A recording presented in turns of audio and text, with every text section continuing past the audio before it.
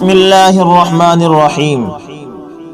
دوستو، ایک کیتھولک عیسائی اپنے اسلام کے بارے میں بتاتے ہوئے کہتا ہے، جن سوالوں کا جواب عیسائیت نہ دے سکی وہ مجھے اسلام نے دیے۔ اسلام کی اچھائیوں نے مجھے بنا دیا مسلمان۔ میں فلپائن کا رہنے والا ہوں، جہاں دور دور تک کوئی مسلمان دکھائی نہیں دیتا۔ یہاں کی آبادی عیسائیت کو ماننے والی ہے۔ میری پیدائش بھی ایک کیتھولک عیسائی گھرانے میں ہوئی۔ میرے خاندان والے کٹر عیسائی ہیں۔ میں خود ابتدائی برسوں میں چرچ کی خدمت انجام دیتا رہا ہوں۔ بچپن سے لے کر جوانی تک چرچ میں سب کے ساتھ مل کر گاتا رہا ہوں۔ اب جب کہ میں 29 برس کا ہو چکا ہوں تو میں نے مذہب اسلام کو قبول کیا، جبکہ میرے ساتھ کے دوست پادری کے درجے پر پہنچ چکے ہیں۔ وہ اکثر مجھے دوبارہ عیسائیت قبول کرنے پر زور دیتے ہیں، لیکن میں انہیں ہر ماہ مایوس کر کے اسلام کی دعوت دیتا ہوں۔ میں یوں ہی مسلمان نہیں ہو گیا، اس کے پیچھے بہت سے سوالات تھے جس کا عیسائیت جواب نہیں دے پا رہی تھی۔ میرے دوست اور دیگر عیسائی پادریوں کے پاس بھی جواب نہیں تھے۔ یہ سوال مجھے بچپن سے کھائے جا رہا تھا۔ میں اکثر یہ سوال اپنے دوست، احباب اور دیگر پادریوں سے پوچھتا تھا تو مجھے ایک ہی جواب ملتا، یہ شیطانی خیالات مجھے راہ سے بے راہ کر دیں گے، اس لیے میں ان کو دل سے جھٹک کر باہر نکال دوں۔ میں خاموش ہو جاتا، مگر یہ سوال جونک کی طرح میرے دل و دماغ سے چپک کر رہ گئے تھے۔ میرے سوالات ہی کچھ ایسے تھے جنہیں آسانی سے نظر انداز نہیں کیا جا سکتا تھا۔ میرے سوالوں میں ایک سوال یہ بھی تھا کہ عیسائی مذہب میں ساری توجہ حضرت عیسیٰ علیہ السلام پر ہی کیوں مرکوز ہے؟ اس خدا پر کیوں نہیں جس نے حضرت عیسیٰ علیہ السلام کو پیدا کیا، پوری کائنات کو رچا؟ چرچوں میں صرف حضرت عیسیٰ علیہ السلام کی اور حضرت مریم علیہ السلام کی مورتیاں ہی کیوں؟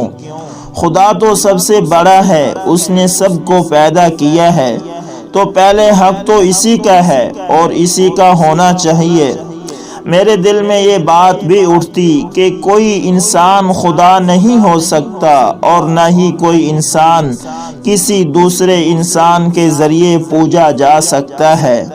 میرے ان سوالوں سے اکثر میرے دوست بھاگتے تھے اور مجھے ان سوالوں سے دور رہنے کی تلقین کیا کرتے تھے۔ میں تب بھی عیسائی تھا، پورے اہتمام سے چرچ کی خدمات انجام دے رہا تھا۔ تبھی مجھے میرے ایک دوست ملا جو چرچ میں ہمارے ساتھ گایا کرتا تھا، اور پھر اس نے مجھے بتایا کہ وہ مسلمان ہو گیا ہے، اس نے اسلام کو قبول کر لیا ہے۔ میں اس پر ہنسا۔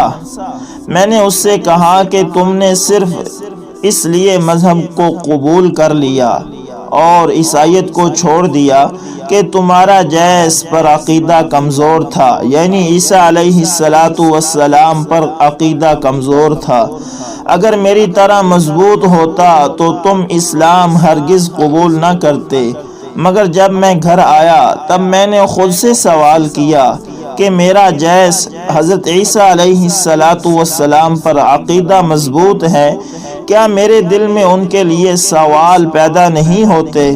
میرے ذہن میں سوال بھی آیا کہ آخر میرا دوست مجھ سے زیادہ مذہبی تھا، بچپن سے چرچ کی خدمت کرتا آ رہا تھا، آخر اس نے کیوں اسلام قبول کیا؟ اس کے بعد اس سے دوبارہ ملنے کا میں نے فیصلہ کیا۔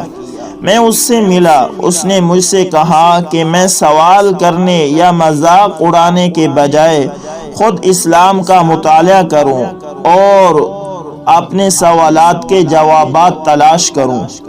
اس نے مجھے اسلام پر کچھ کتابیں دیں جن کا میں نے توجہ کے ساتھ مطالعہ کیا، اور پھر میرے سامنے سے اندھیرے مٹنے لگے۔ میرے آفس میں کام کرنے والی ایک مسلم خاتون نے میری اسلام میں دلچسپی دیکھی تو اس نے بھی کچھ کتابیں مجھے دیں۔ جیسے جیسے میں مطالعہ کر رہا تھا ویسے ویسے وہ جواب مجھے ملتے جا رہے تھے جو مجھے بچپن سے پریشان کیے ہوئے تھے۔ اسلام نے میری ہر اس بات کا جواب دیا جو عیسائیت میں بارہا کوشش کر کے بھی نہ مل پایا، اور پھر میں نے فیصلہ کر لیا کہ میں وہ مذہب قبول کروں گا جس نے میرے تمام سوالوں کے جواب دے دیے ہیں، جس نے مجھے مطمئن کر دیا ہے، جس نے مجھے میرے رب حقیقی سے ملوا دیا ہے۔ میں اپنے اسلام قبول کرنے کے فیصلے کو اپنے گھر والوں کے سامنے رکھا۔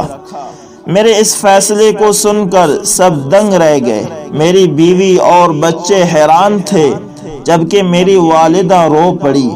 میرے چاچا غصے سے چلانے لگے، مگر میں خاموشی سے ان کا رد عمل دیکھتا رہا۔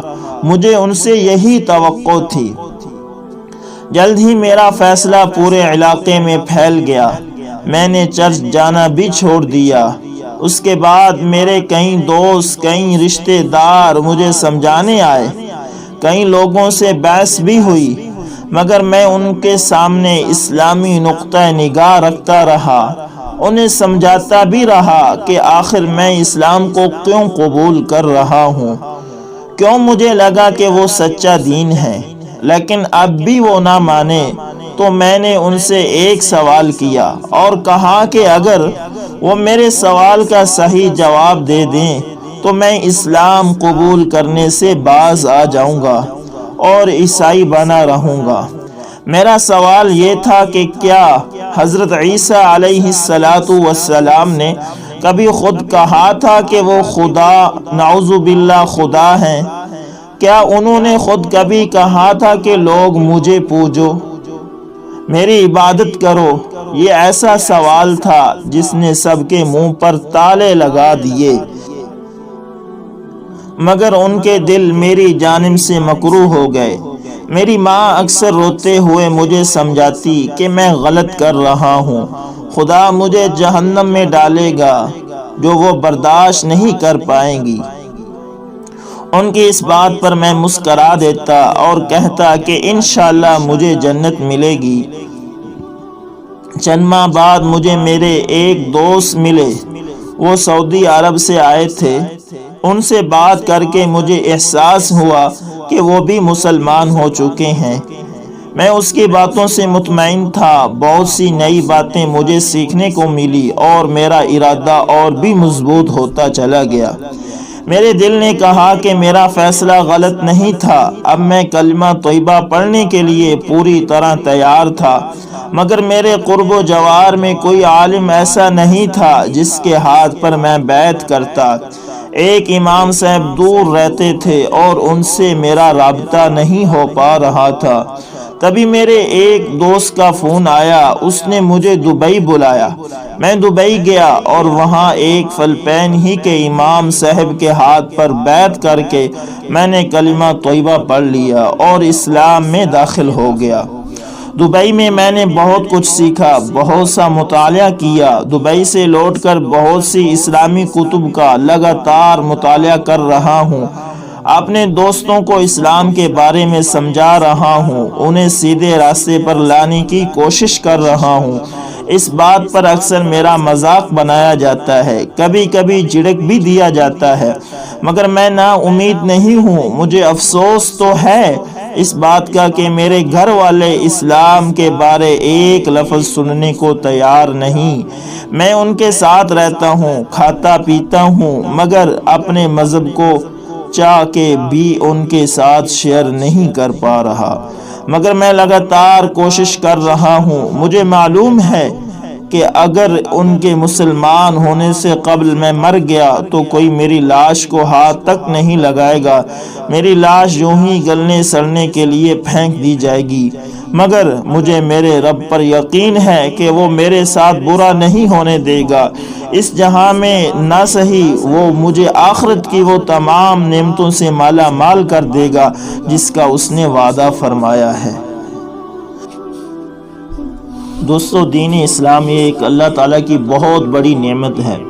یہ اللہ تعالیٰ جسے چاہے اسے دیتا ہے۔ اللہ تعالیٰ سے دعا ہے کہ اللہ تعالیٰ ہمیں پکا سچا مسلمان بنائے اور آپ صلی اللہ علیہ وسلم کے طریقوں پر چلنے کی توفیق عطا فرمائے۔ اور دوستو آپ سے گزارش ہے کہ جتنا ہو سکے ہمیں اپنے نبی آقا علیہ السلام پر درود شریف کی کثرت کرنی چاہیے۔ درود شریف کوئی بھی ہو سکتا ہے، آپ کسی مختصر درود شریف کا ورد کر لیا کریں جیسے صلی اللہ علیہ وسلم، تو اللہ تعالی ہماری تمام حاجتوں کو پورا کریں گے۔ دوستو اگر یہ ویڈیو آپ کو پسند ہے تو لائک شیئر اور کمنٹ میں اپنی رائے کا اظہار ضرور کیا کریں، اور اگر آپ ہمارے چینل پر نئے ہیں تو ہمارے چینل کو سبسکرائب کر لیں اور ساتھ میں بیل کے نشان کو دبانا نہ بھولیے تاکہ ہر نئی آنے والی ویڈیو سب سے پہلے آپ تک پہنچتی رہے۔ جزاکم اللہ خیر۔